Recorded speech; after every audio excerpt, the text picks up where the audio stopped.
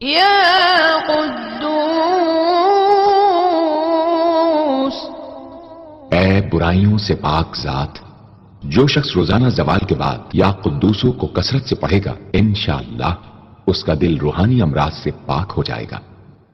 یا سلام، اے بے عیب ذات، جو شخص کثرت سے یا سلامو پڑھتا رہے گا انشاءاللہ تمام آفتوں سے محفوظ رہے گا۔ جو شخص 115 مرتبہ یہ اسم پڑھ کر بیمار پر دم کرے گا اللہ تعالیٰ اس کو صحت و شفا عطا فرمائیں گے۔